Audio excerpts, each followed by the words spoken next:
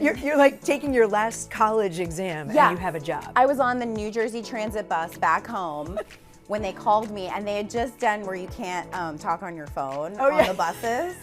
So, but I knew it was my agent, so I was like ducking behind the seat, and I was like, hello. And then they told me, and I was like, oh my God, I'm so excited. This is amazing. And like crying and trying to like whisper it all, and yeah.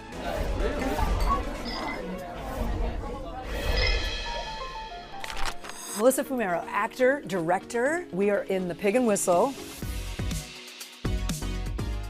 What is your drink?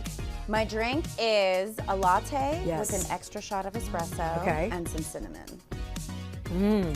Oh yeah, very nice. And the cinnamon is a nice touch. It's a little, Tell me about you. You're a Jersey girl. I'm a Jersey girl. My parents, they immigrated to this country from Cuba when they were teenagers. I grew up a dancer. That was kind of my entryway into performing. I started taking my first acting classes probably around age 12. And that's when I started saying, I think I might want to be an actor. This is my dream, maybe. Yeah. I auditioned for NYU because I didn't want to wonder what if, but I was like, there's no way I'm getting in. There's no way. And then you get in. And then I get in. Yeah. And then I also had like the heart-sinking moment where I was like, there's no way we can afford it. It's such an expensive school. And I remember telling my parents, like, it's okay. Getting in, knowing that I got in is enough. And then my dad sat me down and he was like, we're gonna empty our savings. We're gonna take out a lot of loans. Empty the savings. Yeah. Like they just, here's everything. Here's everything. And here's how, he was like, you have to go to this school. I know. So you go through NYU, you audition a bunch and like immediately get a job. Yeah, it was crazy. I got an agent my last semester of school, and then a couple months later, right before my last exam, I had screen tested for One Life to Live. And I booked it, and I found out they called me the day I took my last exam. You're like taking your last college exam and you have a job. I was on the New Jersey Transit bus back home when they called me, and they had just done where you can't talk on your phone on the buses. So, but I knew it was my agent, so I was like ducking behind a seat, and I was like, hello. And then they told me, and I was like, oh my God, I'm so excited.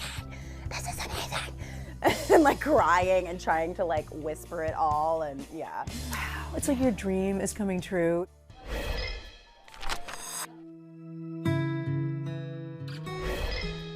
When your time at One Life to Live is over, you start auditioning. Yeah. You're making a face already. It was not the easiest thing. No, it was about 5 or 6 years of like struggle I mean, I would work, I would book, but nothing significant. And there weren't as many opportunities for Latin actors. Those were also the days of like, we're not gonna go ethnic for this. A lot of times I thought about quitting, I thought about getting my real estate license, I thought about— Really? Yeah. Like, should I do something else? It was really hard.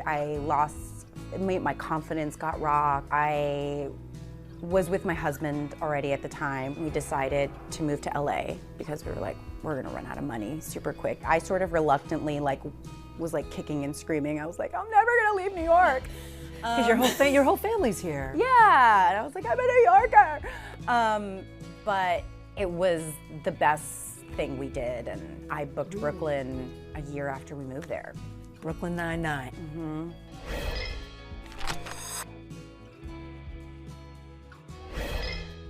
Sticky notes, 3 sizes, 10 colors, permanent markers, clickable only. I don't want caps slowing us down. And I need garbage bags, 33-gallon blackout cinch chop. What are you all still doing here? Go, go, go! I auditioned for Brooklyn again, like college, being like, there's no way this is happening.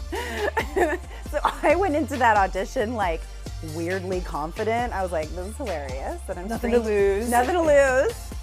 Sure, I'll screen test with Andy Samberg. Like, yeah, I just went in with this kind of attitude of like, this is hilarious that I'm here. And one of the best auditions of my whole life. It's the show that changed my life. That group of people changed my life. I learned so much from these crazy talented comedy people that have been doing this their whole career. I grew in so many ways on that show. We all became parents also, like You're people pregnant. got married. Yeah. You were pregnant during the show. I was hella pregnant. I was pregnant both times. Both your kids? Both my kids. Yeah. So the first time they hid it until the end because I was literally 9 months pregnant. And so my character goes undercover as a pregnant woman. And that might be one of my favorite memories is telling Andy like to I was like, just grab it and shake it, man. Nothing's gonna happen.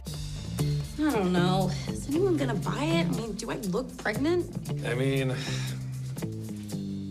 I guess I can see it. That was your real child. That was my real belly, yes. You directed an episode of Brooklyn Nine-Nine, didn't you? Yes, I did. Was it your idea to direct? I did a shoot once that went wrong, we'll just say. And as I called my manager afterwards and as I'm telling him all the things the director could have done that day to like finish us on time, to not cause this drama, like, you know, he just goes, I think you should direct.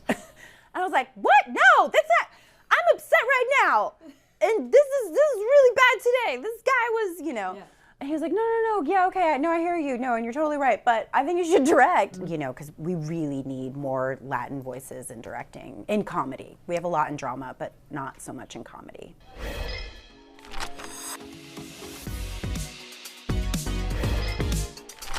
You're on a new NBC show, Grosse Pointe Garden Society. Mm-hmm. This is not gonna end well for her. I auditioned for Birdie, who is, you know, I get to have fun and be a little bit big and ridiculous.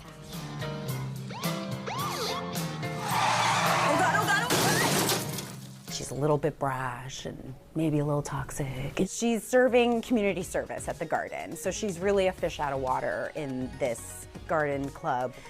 And then there's a murder.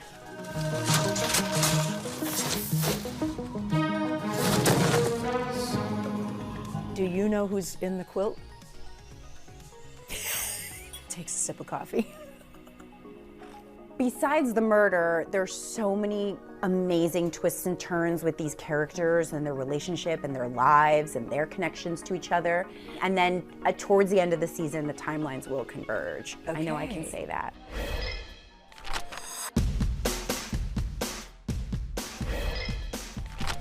Okay, lightning round. Lightning round? Yeah, let's do it. Do you garden? I've tried to garden. That's a no.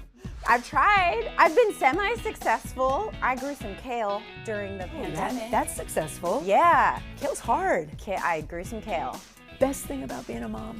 Like hearing your kids really laugh at you, like that's the best sound in the whole world when I make my kids crack up. One thing people don't know about you. I'm hella klutzy. Really? Yeah, I have to think hard when I'm walking. Very last question. What advice would you give to a younger person like you? What would you say? The advice I would give, I think, to young Latinas is to, if they're an actor, you know, try writing, try learning directing, learn editing. Like really, I think nowadays young performers have to be at least versed in sort of all of it. We can't wait for the industry to catch up. We can't wait for the phone to ring. Just start making stuff. Melissa Fumero, thank you so much. Thank you. Thanks for watching. Stay updated about breaking news and top stories on the NBC News app or follow us on social media.